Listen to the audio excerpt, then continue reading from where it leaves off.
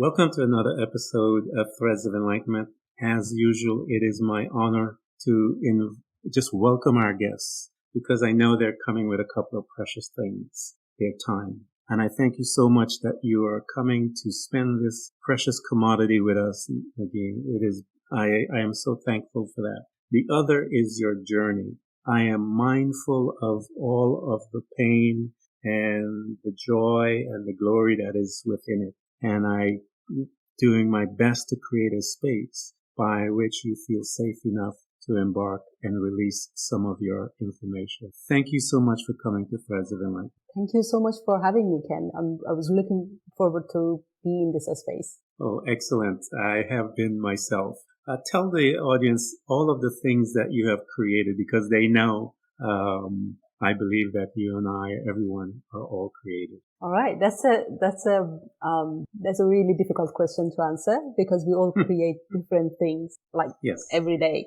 So I'm just going to talk about the big things that I'm working right now, or maybe the biggest thing that I'm working right now, which is March Health. And I'm really proud of the journey that we took and the 18 months that me and myself and my co-founder, Mark, we've been spending this time to create something that would serve the women of the future, hopefully, and now.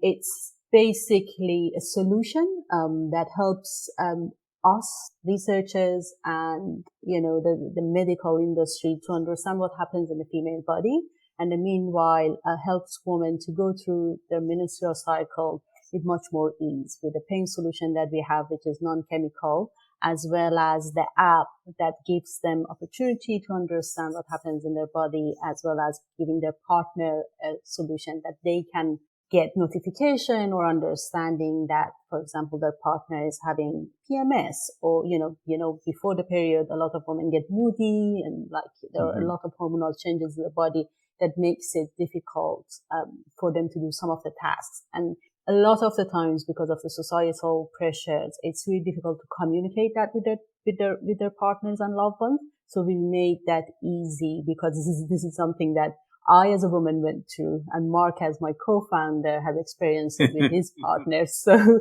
it's a really, really personal story for us. As you're telling your introduction, I remember my sister Jackie, and she experienced menopause when she was in her early 20s. And I remember the changes when she was going through all of her period when we were growing up as youngsters. And we were, I think we were cruel as siblings would be.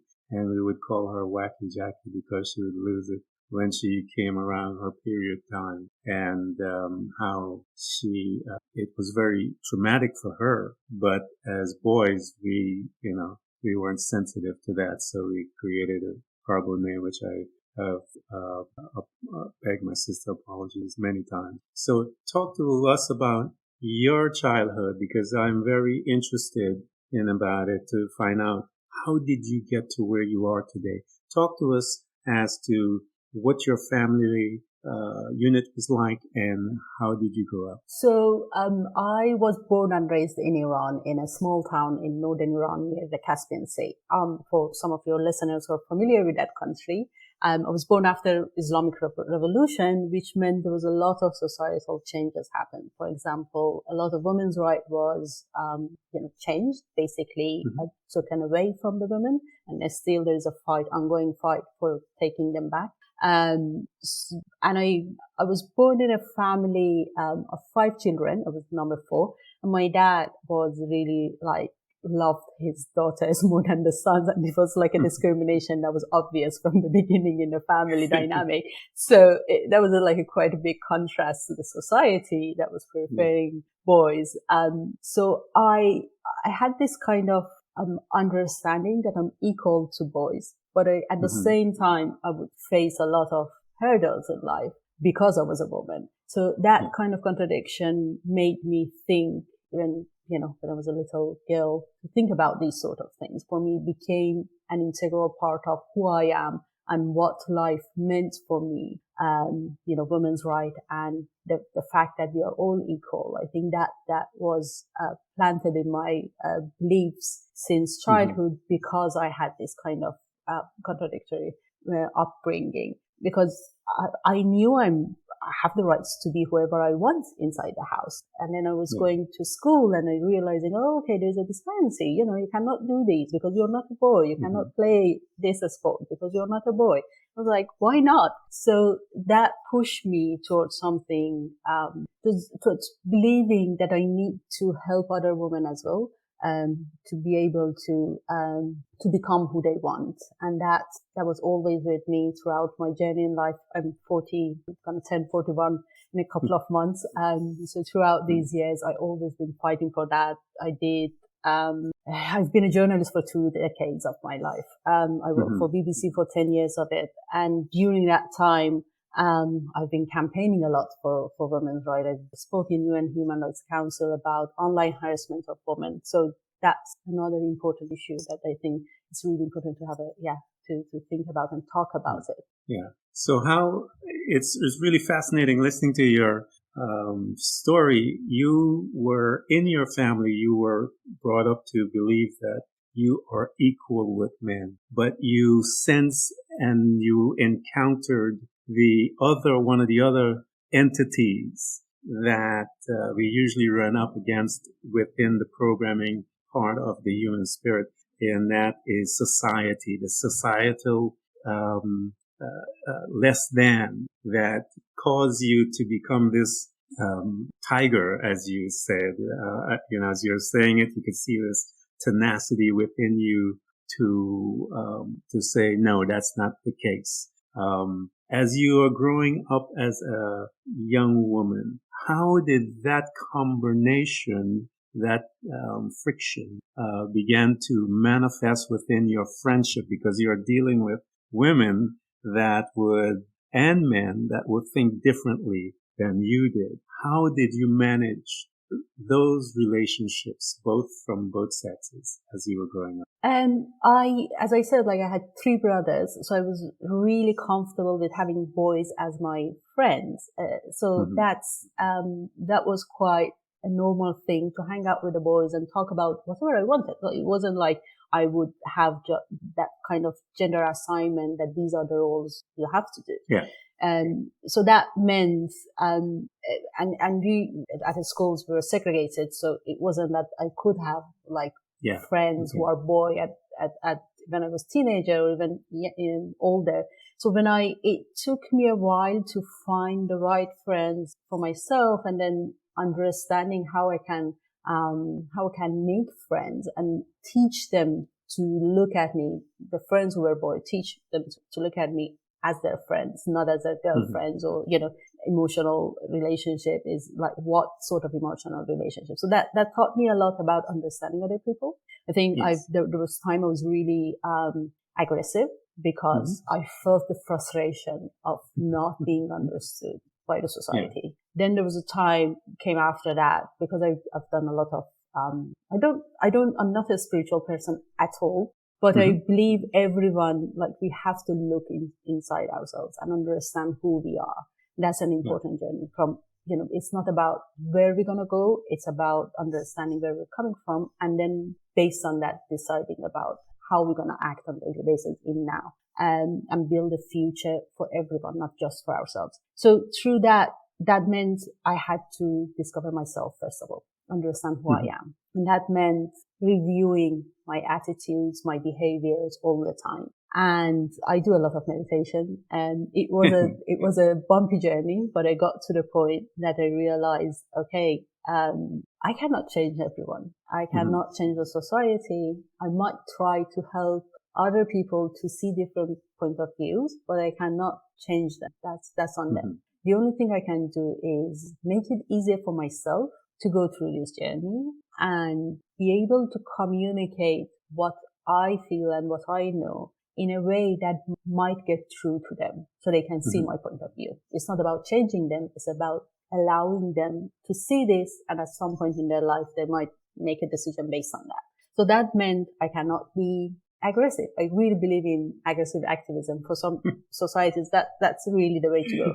Yeah. And there are points in life that we need to be aggressive, but I don't think we have to get to argument for every little thing. But we need to put the boundaries there and say, these are my boundaries, but in a way that other people can see it and understand. And this is not easy to do, but that made friendship, first of all, much more deeper. It took longer for me to find the right people, but now I have a network of friends across the planet that are, I can call them my family. Like right now I'm in Italy in a friend's house. Actually my sister is here, but it's like my friend is my second family. And I have these kind of friends all around the world.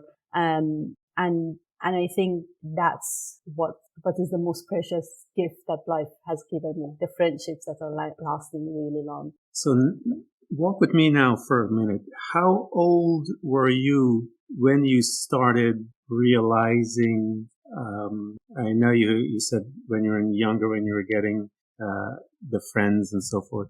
When did you start to understand that you needed to look inwards versus looking from the outside? What age were you around? I think the thought of it was planted quite early.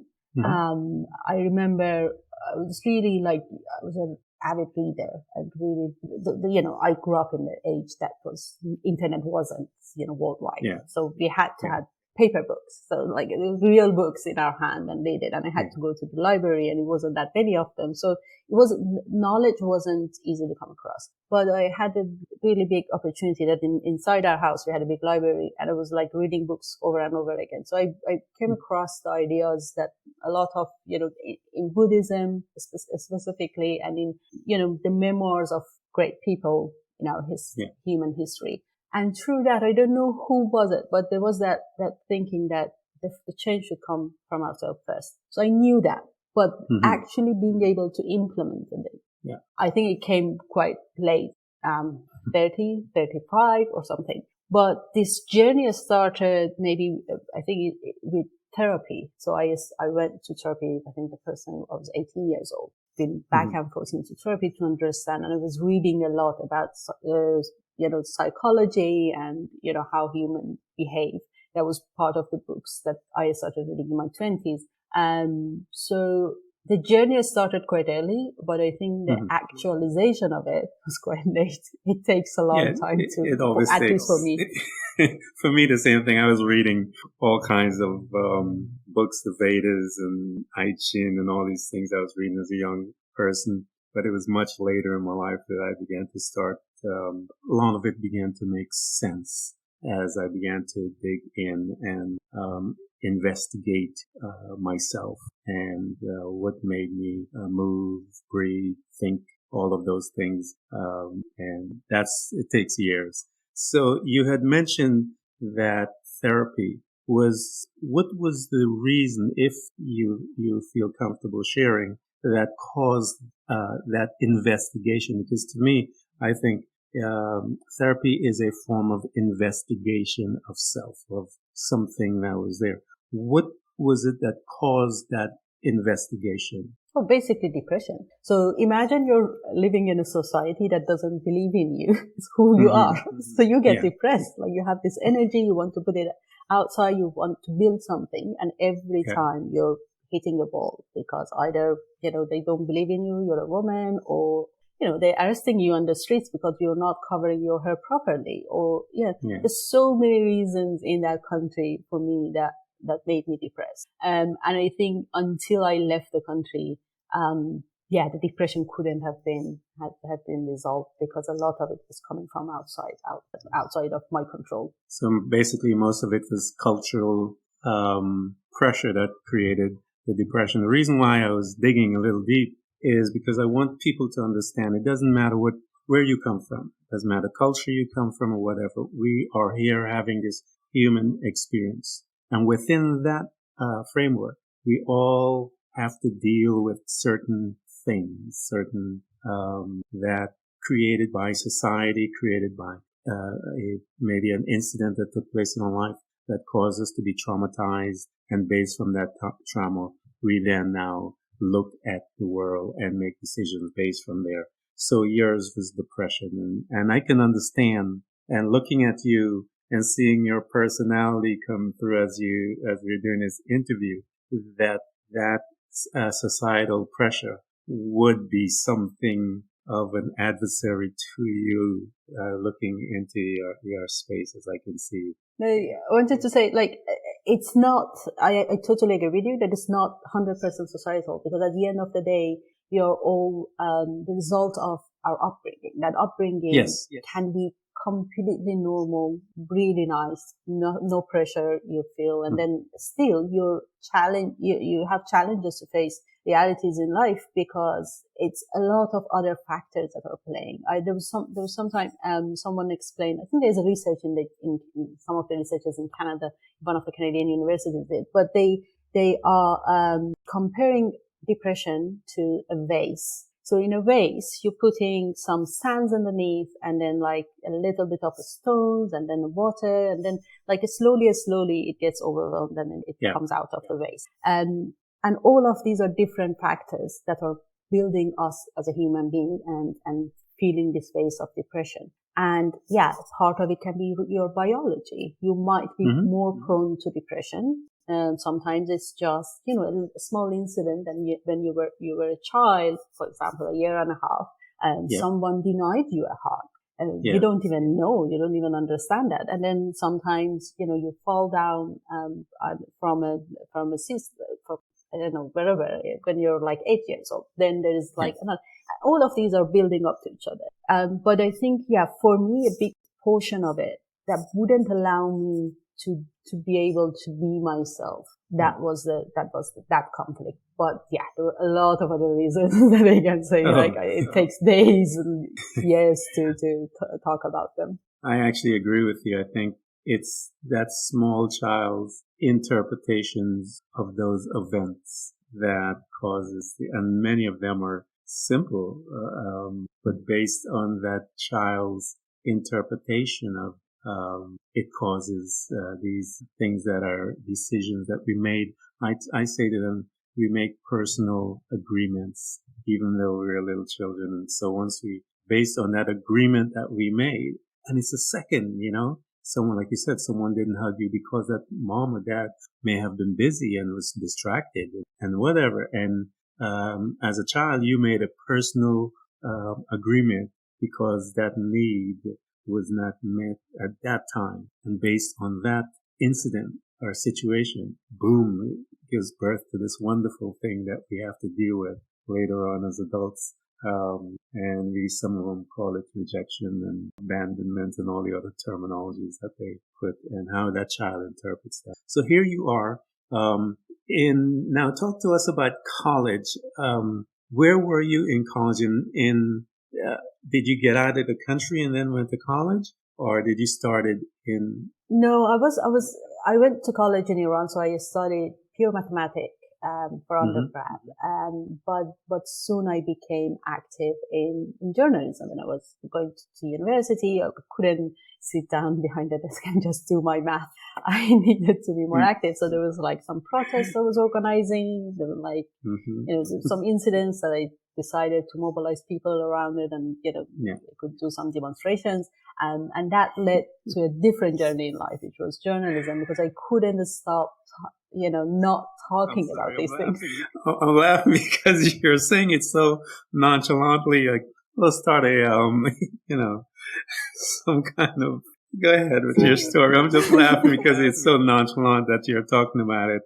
And it's such major things that you're talking about. Oh yeah. I think, it's funny for me as well, like, because for me, it's the fact of life. I lived through them, and it's part of who I am. And there's so many of these examples that I'm not, like, I think the biggest challenges you face in life, I think the bigger the prize gonna be at the end. So I've been through a lot in life, like growing up to like 8 years of war in a country that's been through 8 years of war. There's so many things that happen. But every time I talk about them, they became more normal, which I understand is quite not normal for a lot of people. So, but this is like, for example, I was like talking to my sister about it today, specifically about this body change that we are going through as a woman. And I think for me, going through that period, that the mood change, the hormonal change, it's a massive issue each month that is bigger than all of these, hurdles that I come across in life and change the course of life for me. But this is a weird thing that this has been the constant in my life, but I cannot get used to it. I cannot feel like, oh, this is normal and I have to deal with the pain. I should ignore the pain or why. And that's why I wanted to know more about what happens in our body and why this is happening. And I realized some years ago that this is the research that hasn't been done.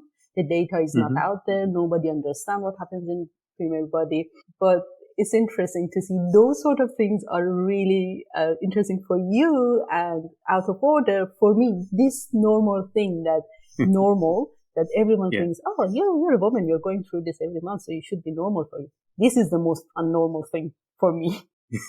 So here you are. You're a journalist. You're doing marvelous work from that side and learning. Talk to us a little briefly there, because I want to go into what led you into the study. I know you were going through all of these trauma. I don't want to say trauma. Just this experience that you were going through due to your period and so forth. And that's the constant in your life. Talk to us a little about your journalistic life and some of the stories that you gained and wisdom and insight that you gained while you were squatting there time for a little few years. I always tell people we're squatters, man. I agree on that. So I became a journalist by accident, as I mentioned, that I was doing, this demonstration, and then someone said, why you're not reporting on it yourself? Because they banned the journalist who was supposed to come into the university campus and report on us. And I did that, and then I became a journalist. I started writing, reporting for a news agency, and then because I was passionate about other things, so I started working on other topics, and that made me a journalist. I worked as a journalist in Iran for 9 years, and then BBC has, I don't know, your audience are across the board, so I'm just gonna say sentence. BBC is a British Broadcasting Corporation, which is basically the British version of free TV and media in general. So they launch, and they have a wing called BBC World Service, that has been funded by British Foreign Office for years, but now is by the taxpayers in the UK. It focuses on different languages across the globe, and they have a Persian language, which is my mother tongue language. They launched a TV station in London, and so they approached me. They said, "Do you want to work for us?" And then I did the exam, and I passed the board, moved to London from Iran, and I started working for a TV station, which I've never done before. And because usually I was working on print and online media. Then I became a news presenter. I worked there for 10, 11 years. That was a quite interesting time, because for me, even though a lot of things, so that shift, that move from Iran to live in London, one of the best places on the planet, I have to admit, and being exposed to different cultures. It's a really amazing building, the building that BBC is, and we call it the fifth floor. That is basically the different World Service groups are sitting. So you're sitting here, the Turkish section is there, the African sections, which are really big, and they have TV stations are there, the Arabic TV is there. So you're exposed to the whole world in one floor of a building, and you're meeting different people from different backgrounds. And that kind of opened up my world to fascinating, dynamic of variety of cultures. You have to learn to work with different people and talk to them and, sit across them from a completely different culture. That taught me a lot about human natures. And, I'm an observer. I love to sit in a cafe randomly at night and watch people, what they're doing, and guess about their background. So that was a really nice place to do that practice. I think that was a really interesting process, as well as there's another story that you might find interesting, is that because after a year I started work for BBC, It was one of the first journalists who the Iranian government started putting pressure on. So they were they went to my family house back in Iran. So they arrested my mom and my younger brother. They were putting pressure on them, saying I should have stopped working for BBC and reporting on the issues that I was reporting on. So it took a while to campaign and, make people understand that is the issue.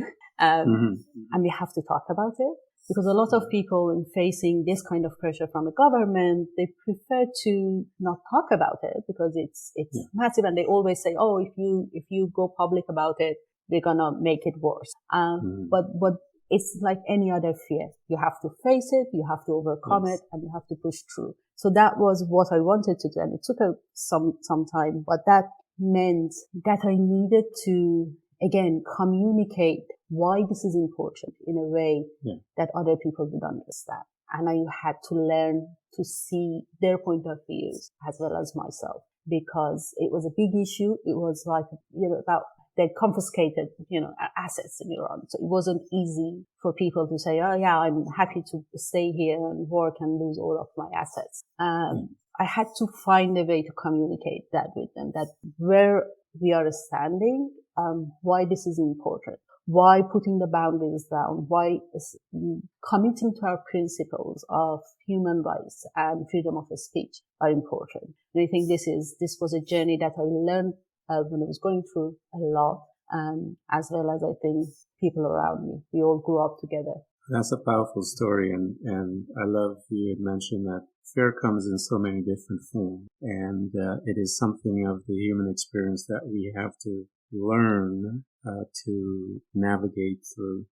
We gain much insight and wisdom from that space if we are able to manage it. If we are not, it can overwhelm us and cause much pain. I wanted you to talk about that because I know BBC is one of my favorite things. I look at BBC every day. So I wanted you to talk about the culture and meeting of people, because there is a great space to learn and to expand oneness, if you will, as you're amongst all of the cultures and the belief system, the different points of view. And coming from you, your journey, as you talked about points of view, was very important to you because of how you grew up from your father and the society. So you are here having this wonderful life in this part, and challenges from back home and the government. And you have this thing that you go through monthly. And apparently from how you're saying, it seems like you have some difficult times within that time frame. Talk to us as to how did you begin to navigate to where you are today? How did that process happen, Negin? Because that is fascinating to me. That's why I wanted to get your story to find out how did that happen. So talk to us a little about that. Oh, it took a while. So, as I mentioned, so the space I was in was quite interesting. I love journalism. Journalism is amazing. Yeah. I still have a podcast, I have in Persian, because I couldn't stop, after a couple of years of leaving BBC and journalism, I realized still that's something I cannot leave and put behind me completely. So I started, so journalism was my calling in a way. But at the same time, I realized I'm growing into this, and I think that's with every job. And I always had this view that there would be a point in my life that I would change, every 10 years, every 15 years, I would change my field because I want to learn new skills. And I grew up, I had this feeling all of my life, that because I was born and raised in Iran, a lot of opportunities that was taken away from me, that societal pressure that I was telling you about, made me feel that I don't have access to enough knowledge to make the best decision for myself. I became a journalist. That was my view at the time. I became a journalist by accident. So what if there's something else that I feel more related to than journalism? What if there's something that I'm missing out? Do I want to die and regret that I didn't try anything else, or do I want to try it and just be brave? And it was a really difficult decision to make at the same time, because I was on top of my career. I had fantastic life in a lot of senses. There was a lot of pressure, but there was a fighter. Yes. So a challenge is something that I always strive on. So I had it all. Why leave all of this and then go to try something else? But at the same time, inside that space, I didn't felt enough challenge in terms of my skills. I wasn't learning new skills anymore because I've done all the different fields of journalism, learned everything. I was like being the editor in the newsroom, presenting the news in front of camera, doing radio programs, everything. So it became a routine, sort of a routine. And at the same time, I was in the heart, like I was in this position that I could see the world around me is moving forward fast. I was looking into the news coming from San Francisco and how amazing technology is coming out of there. There are a lot of scary things that are happening there as well as beautiful things. And I wanted to know more about that. It took me maybe 5 years of thinking, evaluating, understanding who I am, and then would I be happy outside this space? Until I decided, okay, I need the change. I need to be able to tell to myself that I tried. Even if I failed, at least I tried and I don't have regrets. So I decided to take a jump and come out of BBC and change my field almost completely. So I still use the skills that I've learned in journalism, just basic communication. I was in the forefront of social media, changing media.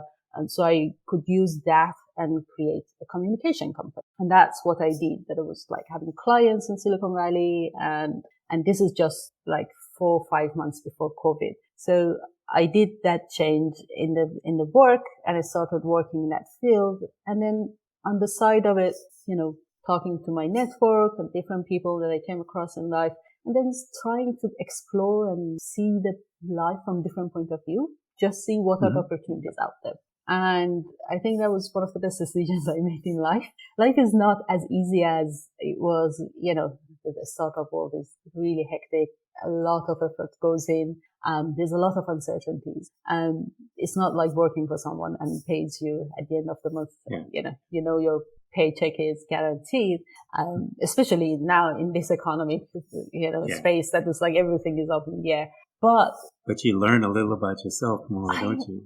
I do. And it's amazing. And it's fascinating to see like the things that I thought, this is the fear of something that I overcame 10 years ago. But it's still there. It comes back. If you don't practice, if you're not facing it every now and then, it resurfaces again. It's like sometimes you're always like on a ground floor or something, and then you go to the 10th or 20th floor.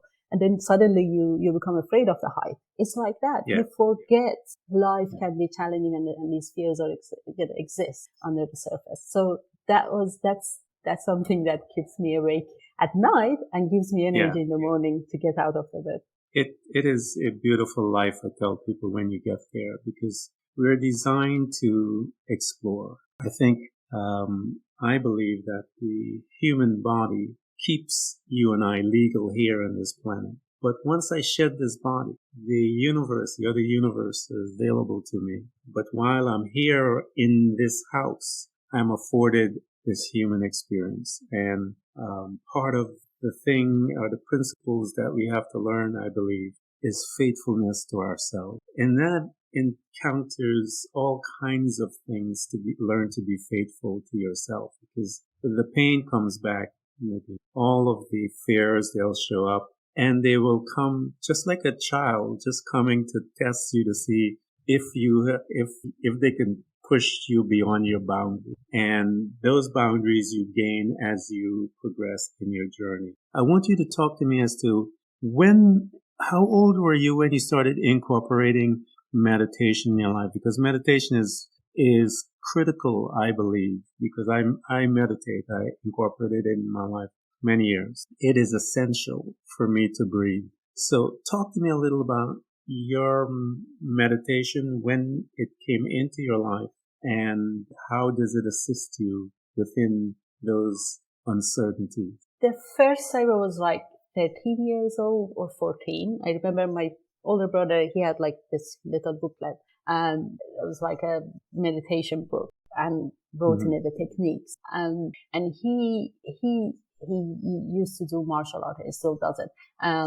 So meditation was part of the, on the side of his martial art exercises he was doing. And he had this thing that like with his fist, he could turn off candle, something like that was his goal, or practicing for it or something. That I have this memory of him doing that. And I was like looking at him sitting and meditating and trying to do that technique. And I became interested in it. And I read the book and I was like, okay, I'll try. And I was failing badly, so I gave up. And then later on in life, again, I went back to it. I failed. So that fail and trial every now and then I would do it, because I don't think it's an easy thing to do. And I don't think people understand how difficult it is sometimes just to sit with ourselves and our breath. And that shouldn't discourage people from trying it, because it's not about succeeding. It's about trying and then trying again. And there's a point in life that everything is aligned and you can do it once, and then you get the result and you're like, okay, I did it. I did 1 minute of sitting down and not moving. And you see me, like I move a lot. So, and then that 1 minute turns to 2, and then you build on it. Like everything else in life, it takes time and practice and just go. But I think basically, I really love my 30s. I think the best decade of my life up to now been my 30s. So I started the practice more like at least 3 or 4 times a week since my 30s. Okay. How did you get to this company, March? How did you get there? What was I believe life comes to us in a series of interventions, if you wish. And, they are, to me, it reminds me of the song Bolero. And I tell people life can be, a Bolero tune. You have to become aware of the notes and as it rises. And most of us are not until we get to a part of that song where it's there and it's recognizable. And we're like, oh, okay. And then we began to move into that space. Talk to me about your crumbs that began to lead you to the company and to the vision of the company. It's such an interesting thing you said, because it's exactly how it happened. So I was like, as a woman, I was going through this and I told you about the experience that never became normal. Then, there was a point around 3 or 4 years ago that, and I was like, talking to my girlfriends about it, and then like we're all nagging about it. Why there is no such a solution? Why we have to go through this every month? And nobody's like come up with a good answer or a good solution. And at one point I tweeted about it, and I said like, if this was a disease or like a sickness that men had to face it, by now they would like the period. We would have solved that. Would have been granted to everyone on a monthly basis. Then we would have a solution for the pain. And then it became really controversial. Everyone started attacking me, and then like, and then some people defended me Twitter for you. Yeah. But there was one comment out there that got me, like it got to me. And he said, why are you waiting for men to come up with it? I wasn't waiting for men. There was nothing in it that indicated that in the tweet. Yeah. And I wasn't waiting for men. I was like waiting for other people who knew better than me, or at least like have knowledge, expertise in medicine to come up with a solution. Yeah. But it got to me, and I was like, I cannot do anything about that. And this is not good. 2 years later, fast forward, Mark reached out to me and said, yeah, I have this personal story. This is a solution I came up with, which was basically the wearable that we are using now. And it's a pain solution. So it's non-chemical. It's a technology that the doctors are using for internal organ pain inside the hospital. So it's a big, massive medical device. He's coming from an engineering background, and he managed to create a small 1 inch by 1 inch device that uses that technology and targets the cramps of period pain. So he said, like, I have this solution and I want to do something around this, and would you like to join me? And then we can do this. And then we started talking, and I realized, okay, this is a really good solution, but it's not enough, because when I was talking about the solution, I wasn't talking just about pain. I was talking about period PMS that we are going through. So I usually, for a week, I cry And I know it's like hormonal. I know it's chemical, it's physical. But I still see the world in a really, really dark place. And it's like, I know it's horrible. I know, but outside this gloomy, space that I'm in, I know there's a sunshine outside, but I cannot relate. I cannot reach it. So why just the pain? Let's do the other part. And then that, through conversations, we realized, we cannot come up with that solution yet because there's not enough data.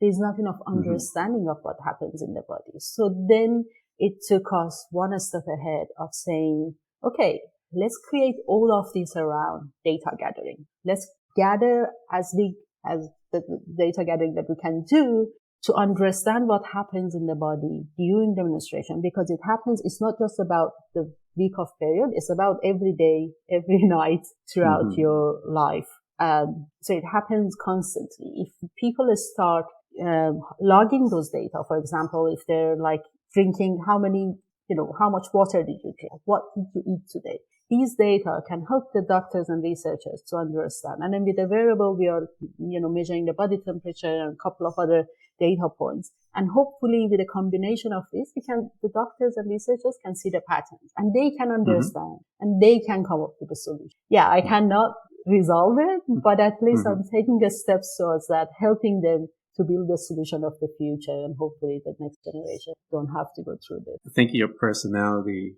I believe, and I tell people this, that we are picked for certain things, and because we can be trusted with the data, as you wish, that we have collected in our life, because we are not hoarders of it. And seeing your personality from a young child, this young girl, I am equal and I can do it.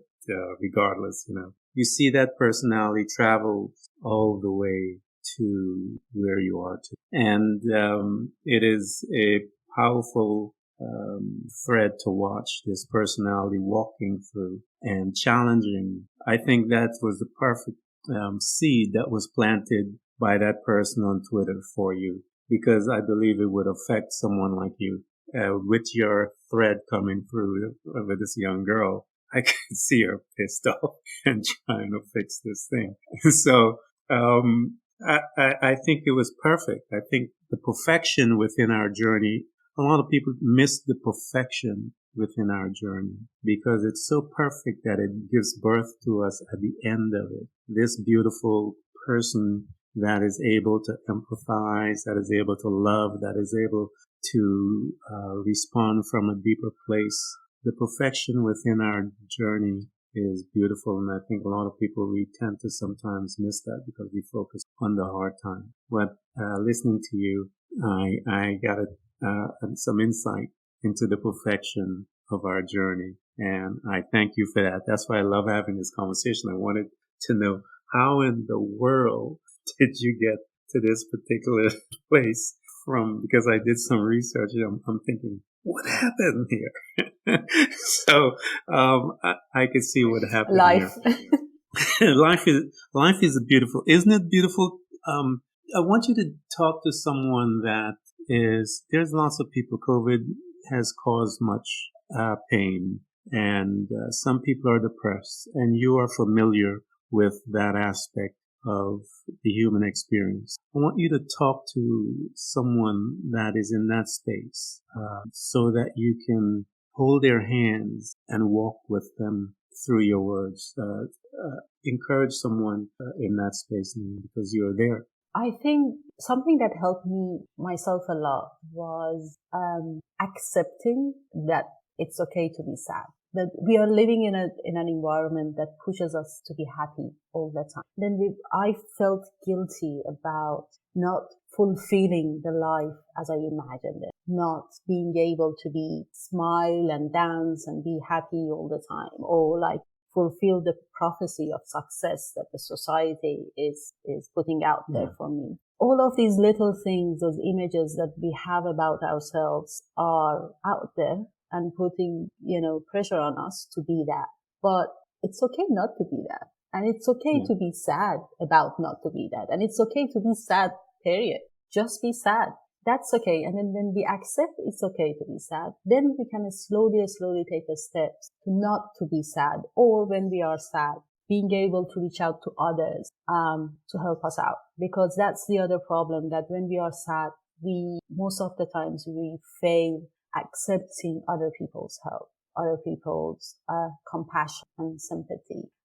We cannot allow, even if they're surrounding us, we don't allow them in. But when we accept it's okay to be sad, and then allow ourselves 10 minutes a day of hanging out with a friend and be with them. And even if we are sad, they're sad, it's okay.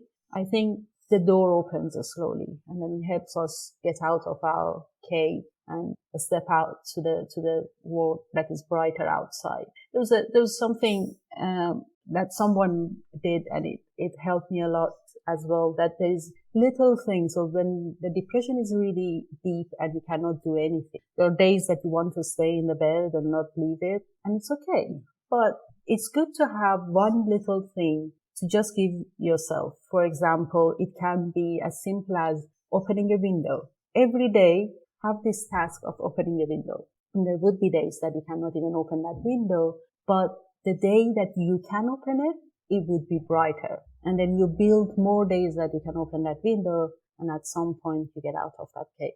There are little practices, and that's all we can do. Other than that, nothing, just accepting. Yeah, I think I mentioned the terminology to be faithful to yourself. I think one of the things that we do is we are hard on ourselves because of expectation, unachieved expectation. But I tell people not to, that's not a part of your song. It's not a part of your bolero.